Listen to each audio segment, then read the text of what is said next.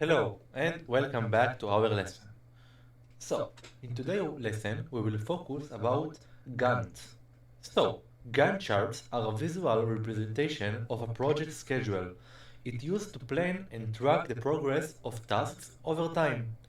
They are widely used in project management to illustrate the start and the finish dates of the elements of the project. A Gantt chart helps you to schedule, coordinate, and track specific tasks and resources in a project, making it easier for project managers and team members to understand task dependencies and the overall timeline at a glance. So, let's see our first and basic example. So, the syntax is Gantt. So, after we wrote Gantt, let's start with the actual code. So, I will write title and let's call it basic example. So, I want date format to be year, month, and date. Now we need to create a section.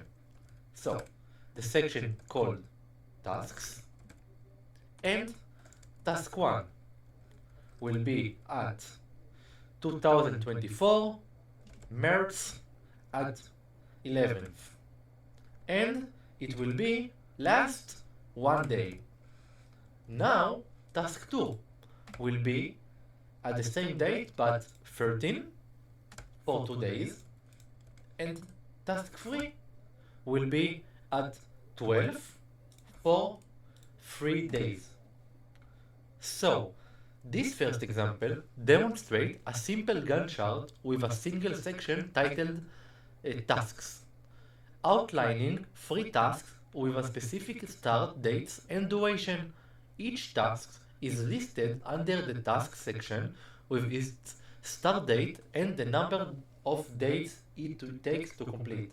So, task 1 will take 1 day, task 2 will take 2 days, and task 3 will take 3 days.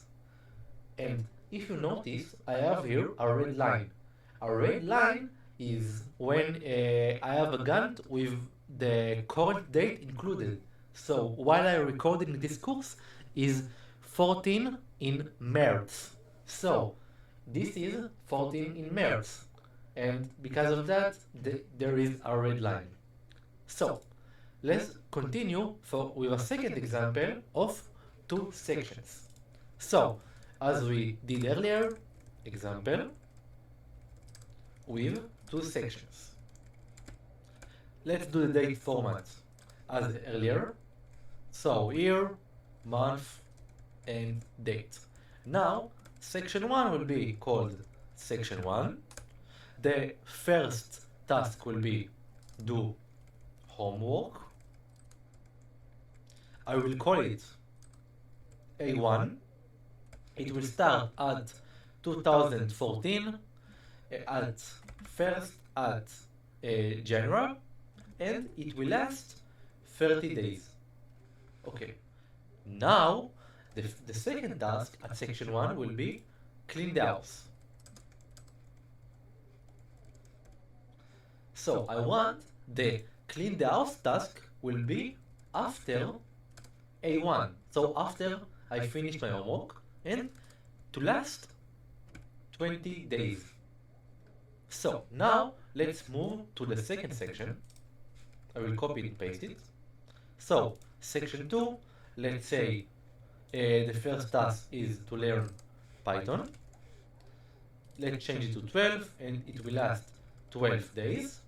And the second one is the very important task is to buy another dance Udemy course.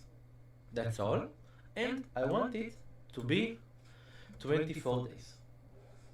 So, in this second example, the Gantt chart is divided to 2 sections, each representing a different category of tasks.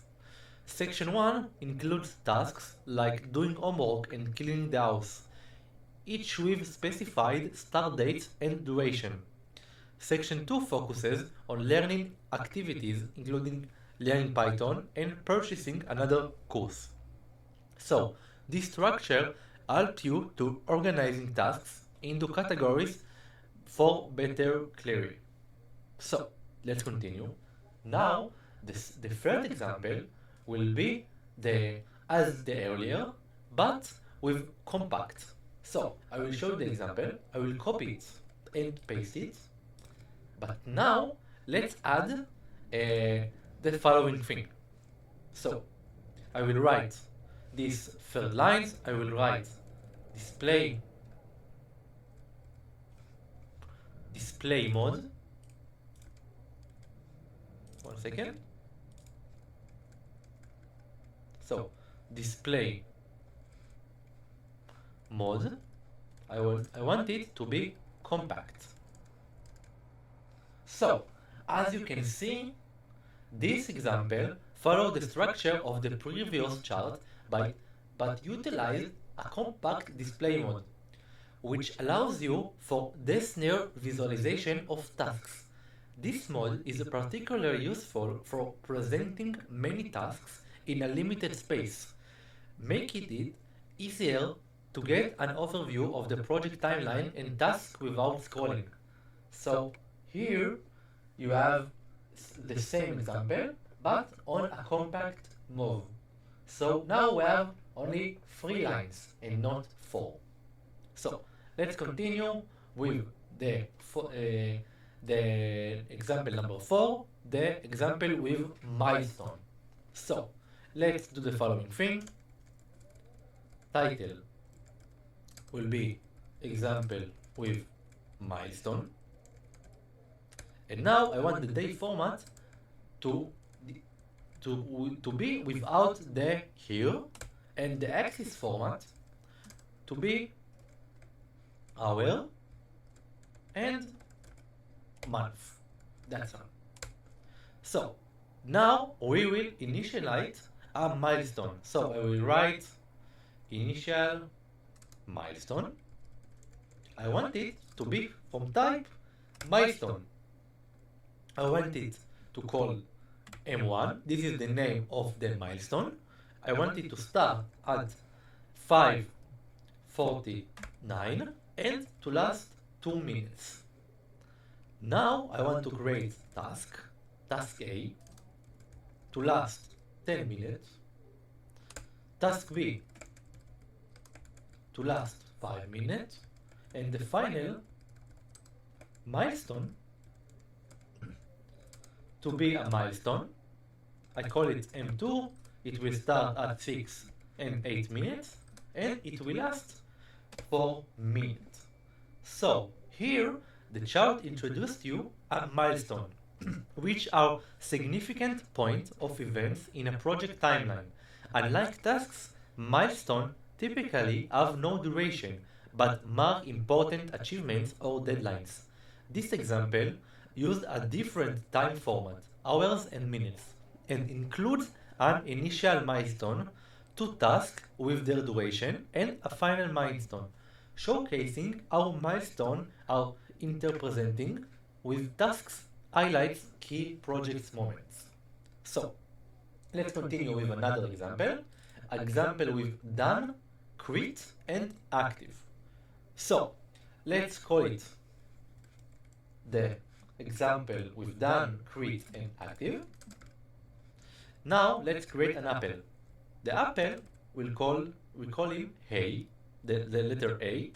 It will start at 2017, July 20, and it will last 1 week. Okay.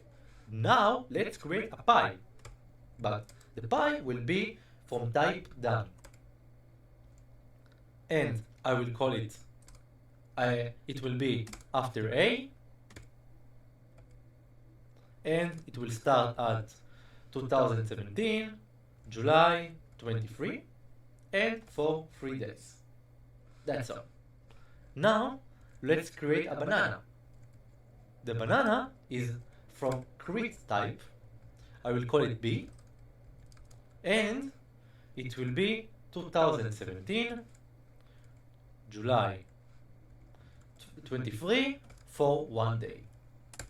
Now let's create a cherry. The cherry will be from type active. I want it to call it C, and I want it to be after B and A.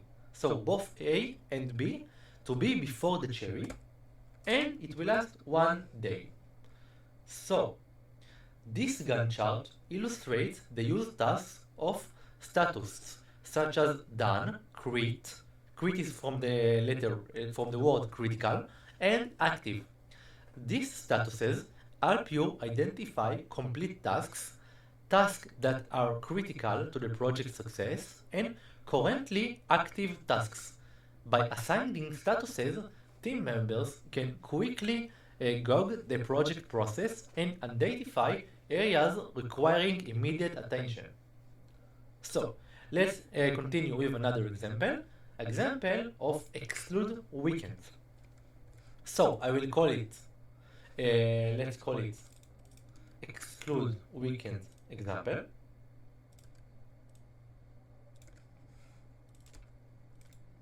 So, the date format will be here, month, date. Let's exclude the weekends.